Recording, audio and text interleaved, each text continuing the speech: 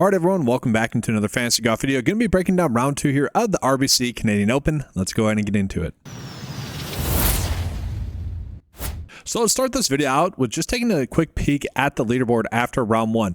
Kind of some interesting stuff here where if you look at it, a lot of the top stat fits are producing some good results right now. Alex Smalley was a golfer in the morning that obviously played well.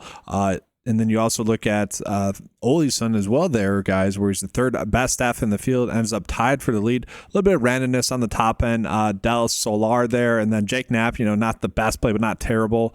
But for the most part, this is actually a weird tournament thus far because, it has been one of the more projectable weeks thus far, minus really 2 plays, the top 2 plays this week, which, again, I've mentioned this in depth over the last, couple weeks now. It's the quote-unquote safe plays that you would want to target have been the plays that have been the most disappointing. You look at Rory.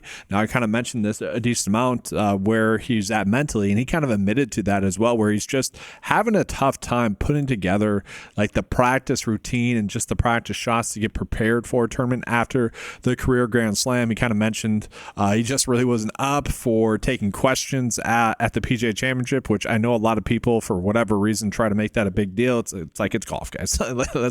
Who gives a shit? So it'll be interesting though to see if he does play well in round 2. Typically speaking, you would expect someone like him to bounce back and play better, although I just don't know if we can expect that there from him, given the fact that obviously he's just not there mentally. A player that you would expect to bounce back is the second highest owned player on the slate, Corey Connors. We would expect him to be someone that would bounce back, but again, maybe playing in the Canadian Open has put a little bit of pressure on Corey Connors. That's always there. Interesting that Ryan Fox got as much ownership they did. I did think he was kind of a play that you could naturally end up on a decent amount, but from there, really not too many surprises, I would say. Now, I do think it's worth calling out kind of the AM PM split that we did see. So the PM wave did end up playing a bit easier than the AM wave, which is kind of twofold. Okay, I do think the conditions led to it playing a little bit easier. I kind of mentioned in the 9 to 5 write-up that I didn't feel the need to go out of our way to target, the AM only golfers. Like we typically would for round 1 showdown, where the conditions are typically a little bit easier there. But also you got to look at it in the sense that besides Corey Connors, who wasn't terrible, a lot of the golfers that it's twofold.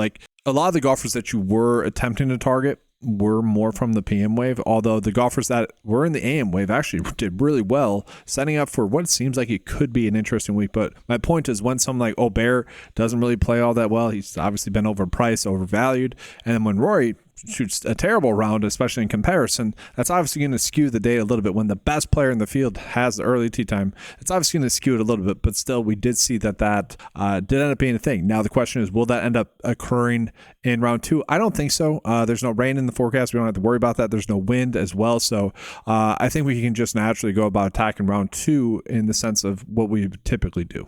And so let's just go ahead and take a quick peek at those top round 2 showdown picks. So we're going to select round 2 here.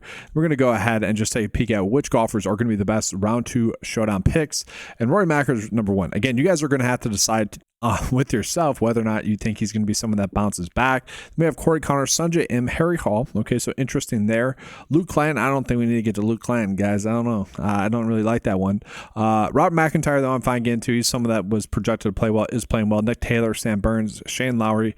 So I don't mind that. Really none of these golf plays would be any plays that you would worry about. Now, I am kind of curious. It's always fun to look at this regression. Which golfers are expected to play much better than they played in round 1?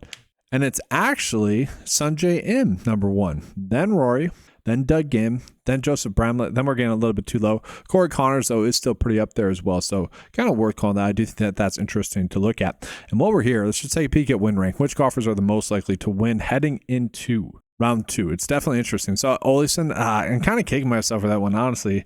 I didn't put too much thought into him being a first round lead. I didn't want to go too crazy, but outright wise, being that good of a staff fit, he was someone that, crossed my mind somewhat. But then you do have Shane Lowry there, Holgard, Jake Knapp, Castillo. So the point that I'm seeing here is that it's probably going to be a little bit of randomness. Probably Oleson, maybe Shane Lowry.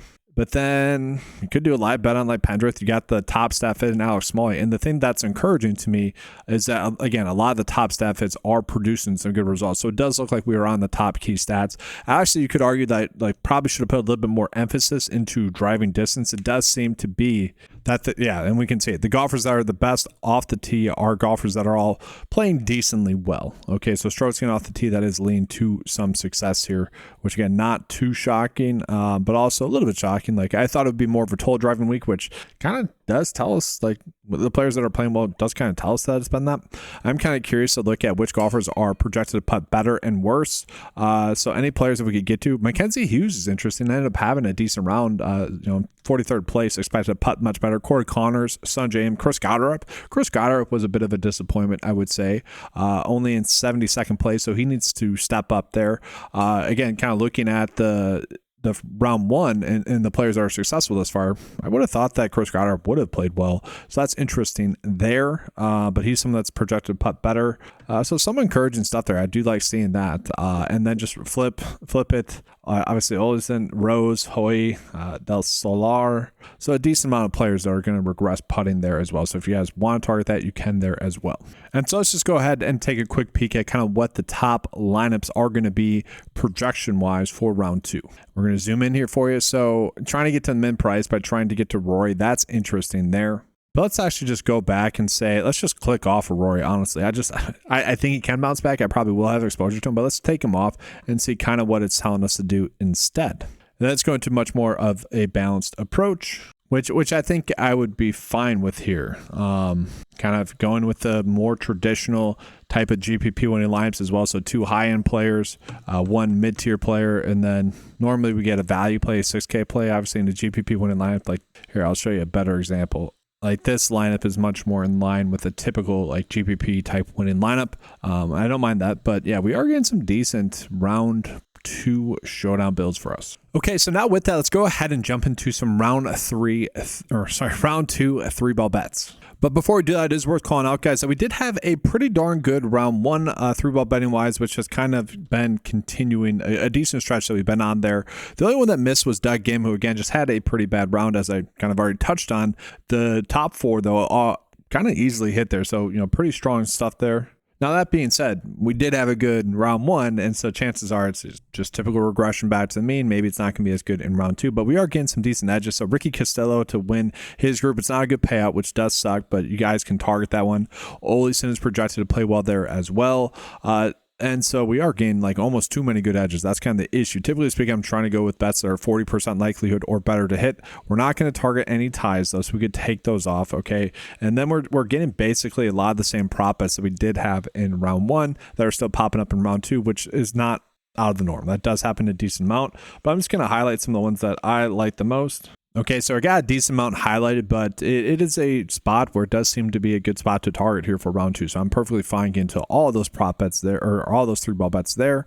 We'll begin the prop bets in just a second. And then let's just go ahead real quickly and get into some head-to-head bets. I don't mind the Mackenzie Hughes losing to Keith Mitchell bet minus 110 here. I think that's probably the only one I would get to. The rest of them kind of feel like we'd be forcing it, so nothing too crazy. So yeah, probably just doing this one. Keith Mitchell beating Mackenzie Hughes, I'd be okay with that one, but also not one that I feel like we need to go out of our way to target too much. All right, so yes, jumping into some prop bets. We are only getting bets for Underdog right now, and I will say I do like the 2 bets that we are getting here right now. So guys, on average in round 1, we did see a decent amount of bogeys be made. So about 2.5 on average. You can look at Justin Rose. His line is right at 2.5 on average. Typically gets a little bit more than that per round. So I think I'm fine with that. And maybe it does end up playing a little bit more difficult as we progress. As I mentioned this in the 9 to 5 write-up, it's that, and this has been a theme of the season as well, it's that we've had some strange weather where like either Wednesday or Thursday, we get rain that softens up the green, thus makes the tournament play a little bit easier than expected. A lot of people were getting mad at the Honda Classic simply because of stupid stuff like that. Like that's happened a bunch, and it's just been weird. And so I do think as the tournament progresses, we are going to see the course play a little bit more difficult. Thus, these are 2 bets that I really don't mind for Underdog. So these will be my 2 bets of the day there for Underdog. We are not getting any prop bets just yet there for PrizePicks right now, so I can't give any of those out to you. And that'll do it for this video, guys. If you would like access to any of the tools that you saw in this video, make sure to head on over to 9to5sports.com. Make sure to give a like and subscribe to the channel as well. That does always help out. Thank you for watching. Good luck. And as always, let's keep cashing.